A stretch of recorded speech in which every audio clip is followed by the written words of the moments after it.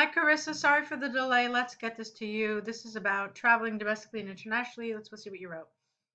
Globalization, access to the internet, and cheap international flights have made the world seem like a smaller place. However, while traveling to other countries helps in the flourishment of the tourism industry and people can explore new places, it also has a number of drawbacks.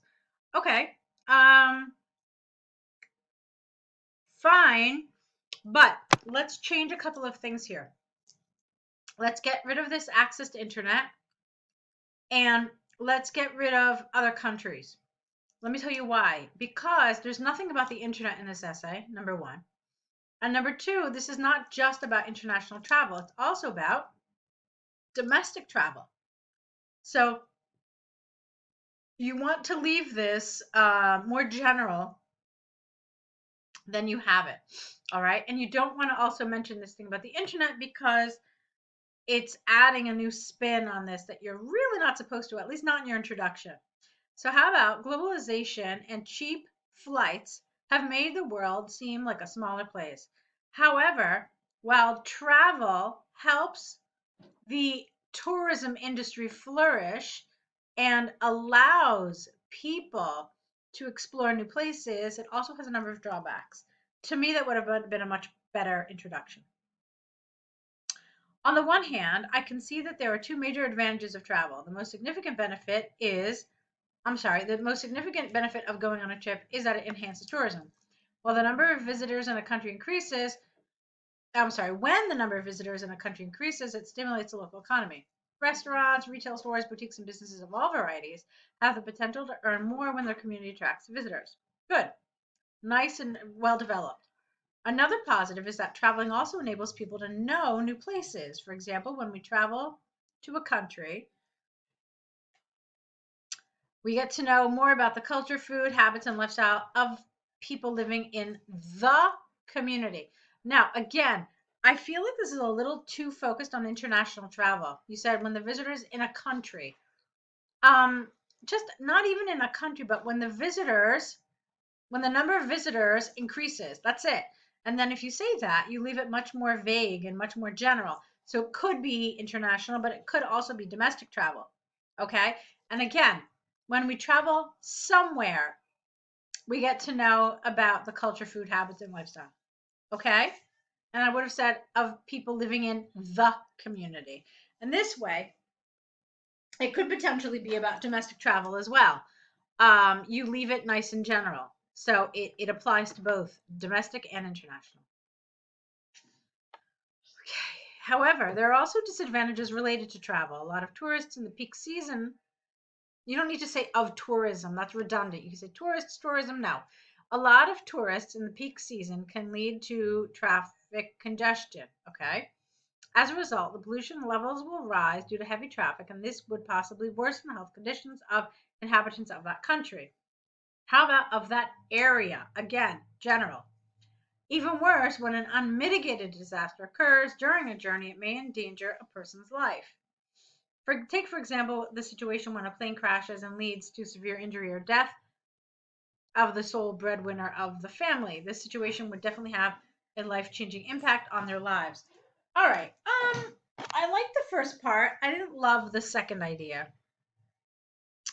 The idea that travel comes with risks. Because so does life. Do you know what I mean? So I don't feel like this is an example that really is specific to travel. I think this could be specific to even like walking outside of your house potentially. So I didn't really love this example. I think that there's so many other ideas that you could have about the negatives of travel. You just have to think about it a little bit. So, how do we get to a new place? Well, we get there either by car, train, bus, or airplane. What do those modes of transportation do? They create environmental pollution, right? So, carbon monoxide, et cetera, et cetera. So, you could talk about the environmental impact that travel has.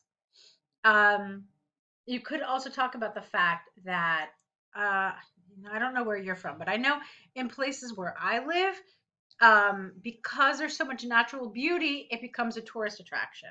And when it becomes a tourist attraction, all this infrastructure and all these businesses develop in order to facilitate all the tourism.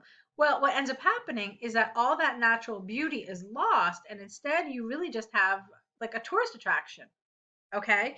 So, in other words, the initial reason why people came to the place no longer exists. And you have to kind of look for any natural beauty. Does that make sense? So, these are some ideas that you can explore when you're talking about the negatives of tourism. All right. So, to conclude, while traveling domestically, okay. While traveling domestically or internationally stimulates tourism and is a sense of adventure, well, not really. It is. It creates a sense of adventure. Not it is. It creates. It also leads to an increase in pollution levels, good, and an indelible impression following an accident. Therefore, if people want to continue enjoying the benefits of travel, they should address the downsides related to it. Good, lovely. Yeah, that's true. You did talk about this. You talked to us about traffic congestion. I felt like you were just talking about cars. You probably could have talked about what this means in terms of air travel as well. And also what I said about over tourism and about losing the initial beauty of a place. Okay, so this was really nicely done. I'm actually quite happy with it. Even though, like I told you, I didn't love this second idea. On the whole, I thought it was a nice essay. Okay, so let's take a look at your task one. Movies. Let's see what you wrote. The bar chart compares the various types of movies preferred all over the world by young males and females. Good. Overall, it can be clearly seen that most adults prefer watching comedy movies, while the least favored among both genders were animation. I would have just said animation, period, with no series. And not were, but was. Was animation. Done. The biggest gender difference, however, was seen in romantic films. Good. Most men and women preferred watching comedy films, 145 and 137 respectively. Good. A high proportion of males also watched action movies. Fun. The gender difference between young adults preferring to see animation and horror movies is equal, around 1%. Okay. Okay. With 63 males and 54 females for the former, and 73 and 64. Is that 1% or is that 10%? That confused me a little bit, so I'm a little baffled by that. This use of a percentage here. The only genre of movie where the preference levels differ greatly between genders is romantic films, which are far more popular among women than men. Dramas are also preferred more by females than males. Okay, fine. I thought the grammar of this was good. I loved that you had a good introduction, a good overview. I didn't entirely love the way you organized this. There are a handful of ways to organize this essay. Like I said, I can't say 100% I agreed with how you organized it. You Not that my way is the right way. So there are a couple of ways. The first way is to have a paragraph just about men, and then a second paragraph where you talk about women, and then make comparisons to the male preferences. Another way to do this is to talk about the most popular one. Okay, so what you could do is you could talk about comedy, and then you can talk about action. All right, and then compare it, because it was most popular among men, and then you can compare it to the women, and then you can talk about romantic in that paragraph, and then compare it to men. Then in the next paragraph, you can talk about drama, which is interesting because it's the only one other than romantic where women are ahead, and animation and horror in that paragraph. Yeah, so that's how potentially I would do it. Okay, is it the only way? Of course not. I just told you two. And what you had is a third way. But this is a way I think also works really well. So nice job in general, good grammar. The only reason I'm telling you a couple of other ways to organize this is to kind of just make you think about the different possibilities that you have when you're organizing your task one. It is important because it will affect your coherence and cohesion score, like how logical your organization is and how clear it is why you've selected to talk about the things you have and where you've decided to place those elements. Okay, so go ahead and send us more essays. I'm looking forward to it. Hope there won't be so much of a delay. Good luck.